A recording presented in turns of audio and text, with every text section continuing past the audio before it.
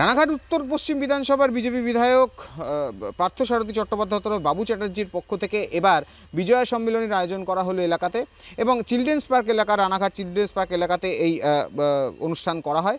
তবে এটা একদমই অন্যরকমভাবে করা হয়েছে, তার কারণ বিভিন্ন জায়গাতে যেরকম তৃণমূলের পক্ষ থেকে বিজয়া সম্মেলনী করা হচ্ছে, তবে সেখানে বিজেপির পক্ষ থেকে বিজেপি বিধায়ক তিনি নিজের উদ্যোগেই এই অনুষ্ঠান করলেন।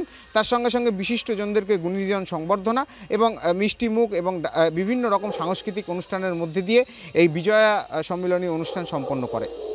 বিধানসভা কেন্দ্রে তাদেরকে আহ্বান করেছি, তারা প্রত্যেকেই আমার কাছের মানুষ এবং আমি মনে করি যে সারা বছর ধরে যাদের সঙ্গে চলি, দুর্গাপুজোর পর স্বাধীন উৎসবের পর তাদেরকে একটু সম্মাননা জানায় সেই উদ্দেশ্যে বেরিয়ে করা এবং আমার আবেদনের সারা দিয়ে ইতিমধ্যে অনেকেই এসছে। আমি আশা করছি যাদেরকে আমি আমন্ত্রণ জানিয়েছি সবাই এখানে এসে উপস্থিত হবে। এটা একটা অন্য আঙিনা আমি করি, ক্লাব সংগঠন মূলত, এমনি কোনো কাউকে আলাদাভাবে কিছু নয়, ক্লাব সংগঠন যারা আছে তাদেরকেই আমরা সম্মান করি।